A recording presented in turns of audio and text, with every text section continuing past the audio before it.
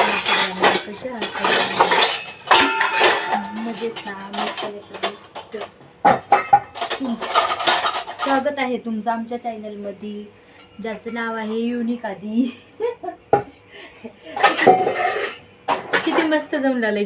स्वागत आहे तुमचं आमच्या चॅनलमध्ये. आमच्या चॅनलचं नाव आहे युनिक आदी. लवकर लवकर आता ह्याच एका शब्दानं चॅनलला सबस्क्राईब करा लवकर लवकर. माझं झालंय भांडे घासायचं. आता मी पालतं घालते, रॅकला लावून देते. खूप असे भांडे सकाळपासून होते.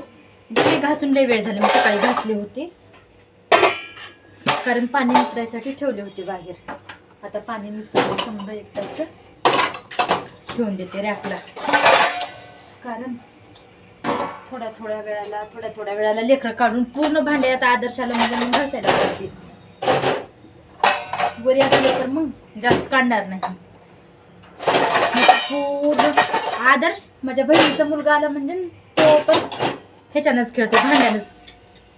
त्याला खेळायला किती पण दिलं तर ते खेळणी समजा साईडला ठेवून भांड्याला खेळत बसतो. माहिती नाही लहान मुलांचं काय छंद असतो. भांडी घेऊन खेळायची असतात त्यांना. त्यांच्यासोबत किती खेळणं द्या त्यांना, पण नाही त्यांना त्याच्यावर खेळायचं. छोट्या छोट्या भांड्याने खेळायचं. त्यांचं काय असते काय नाही माहिती नाही. त्या मुलांना कोणतं होतं का बघते. मग काय चाललंय तुमचं आता? आदर्श येईल शाळेतून, तोपर्यंत मी आवडते. परत संध्याकाळी स्वयंपाक करायचा आहे. अजून उद्या गुरुवार आहे. गुरुवारचा आहे. फुलं नाहीत, जाऊन फुलं घेऊन यायची आहेत मार्केटमधून. जाऊन फुलं आणते. आज मार्केट आहे आमच्या घराजवळ, जाऊन आणते फुलं त्या मार्केटमधून. नाहीतर अजून उद्या सकाळी उठलं तर मग भेटतात. जर मार्केटमध्ये जर मी नाही गेलं तरी पण मला फुलं भेटतात, पण जास्ती महाग असतात.